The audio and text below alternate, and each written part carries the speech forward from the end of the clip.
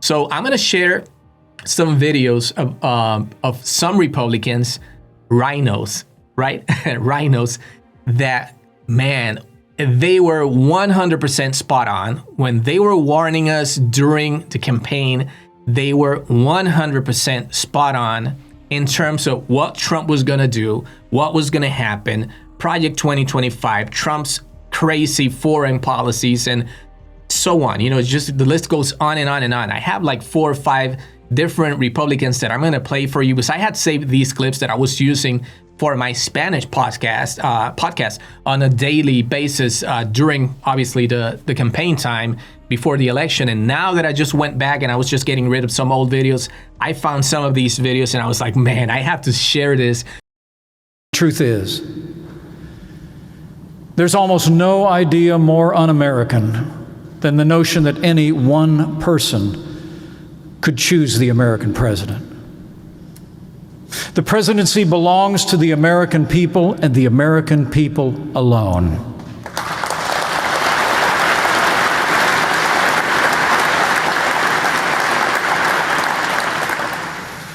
And I will always be proud that we did our part. On that tragic day, to reconvene the Congress and fulfilled our duty under the Constitution and the laws of the United States. Now, I understand the disappointment many feel about the last election. I can relate. I was on the ballot. But you know, there's more at stake than our party and our political fortunes in this moment. If we lose faith in the Constitution, we won't just lose elections. We'll lose our country. The president specifically asked me, and his gaggle of crackpot lawyers asked me to literally reject votes, which would have resulted in the issue being turned over to the House of Representatives, and literally chaos would have ensued. I want the American people to know that I had no right to overturn the election.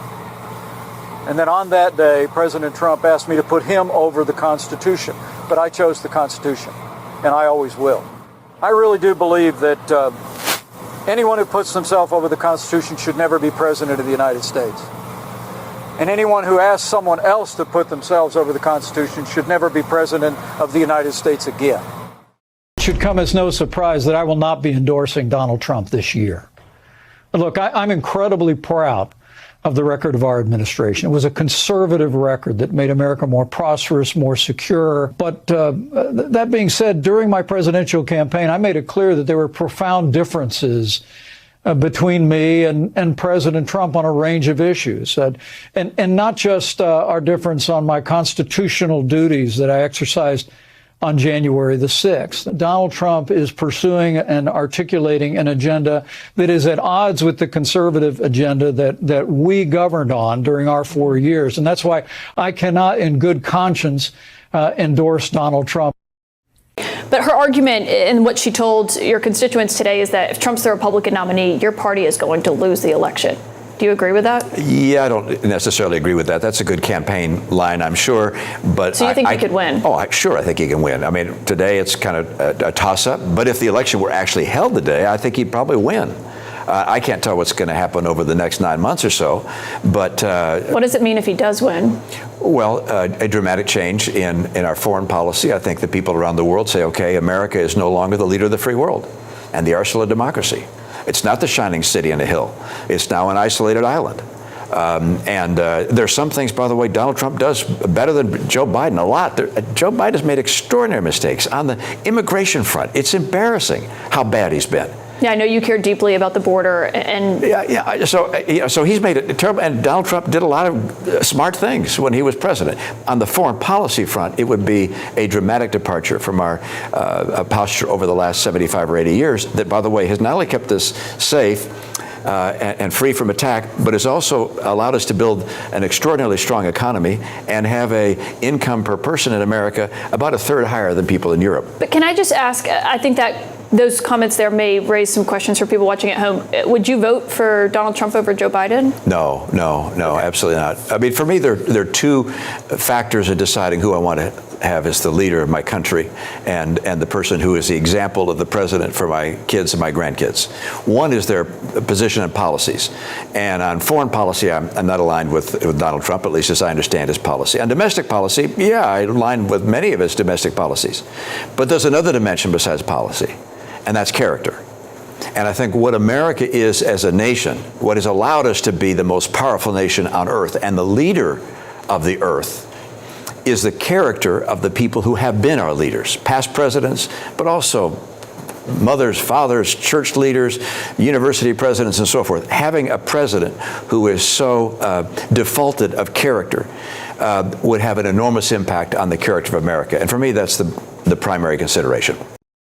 I didn't go there to support former President Trump. I went there to listen to what he was planning on doing if he became president. With President Trump, it's a matter of personal character. I draw a line and say when someone has been actually found to have been sexually assaulting, that's something I just won't cross over in the person I would want to have as president of the United States. About Trump distancing himself from Project 2025, given the fact that former officials that were in his administration are part of this. Do you believe him? Hi, Pam. Well, no. I mean, look, this is preposterous. If you look at the collaborators and the authors of this plan, a lot of these people came from directly people that served in Trump's cabinet during his administration. There are people that I worked with, I sat in policy meetings with. A lot of these people were senior administration officials, whether it be Johnny McEntee was in charge of staffing for presidential personnel, or whether it be Stephen Miller, who's behind the scenes pulling the strings on this as well. But you've got Ben Carson listed in here. You have the former Deputy Secretary of DHS, the acting secretary, Ken Cuccinelli in here writing about immigration in DHS. I mean, and then Ben Carson, come on, he's been out there on the campaign trail with the president. So I think this is just ludicrous. But I think what this is telling us is that Donald Trump knows that what is written in this plan is so extreme that it is damaging to his possibility of getting elected. And that's what he's concerned about. So Project 2025, for those who don't know, is over 900 pages long, but it does give very specific instructions on how to replace federal jobs with political appointees, dismantle the Department of Education and other federal agencies, expand executive power, and ban the abortion pill, mifepristone, nationwide. Is this, a winning strategy for conservatives? No, I don't think so. I mean, look, I am a conservative-leaning individual. I'm a lifelong Republican.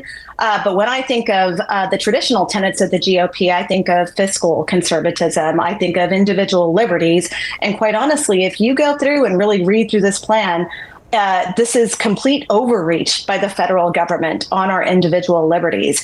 And I just want to be clear to women and men who support women and our individual right to health care. I know that we all have differing views on it. I certainly lean conservative on it, but there's language in here that says, liberal states have become sanctuaries for abortion tourism. That is how this document is written. And so when you think about policy meetings in the Trump administration, should that happen again? Should he come back to office?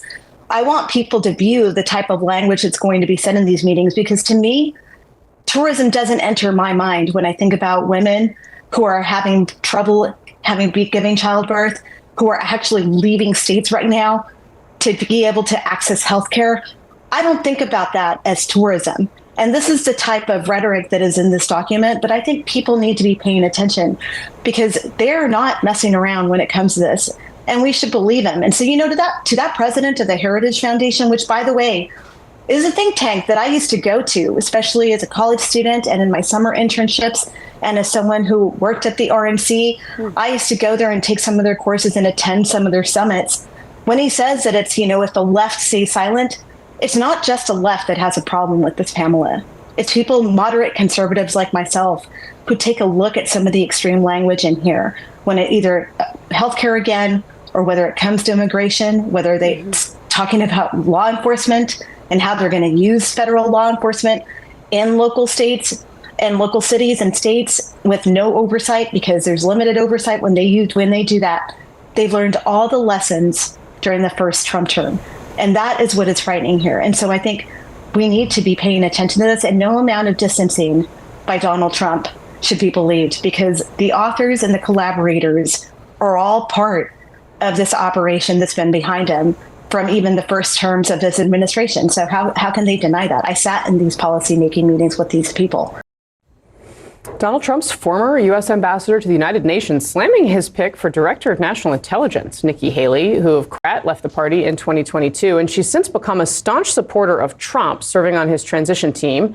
If confirmed by the Senate, Gabbard would become the head of the nation's intelligence agencies. Her confirmation, though, intelligence. DNI, Department of National Intelligence. This is not a place for a Russian, Iranian, Syrian, Chinese sympathizer. After Russia invaded Ukraine, Tulsi Gabbard literally blamed NATO, our Western alliance that's responsible for countering Russia.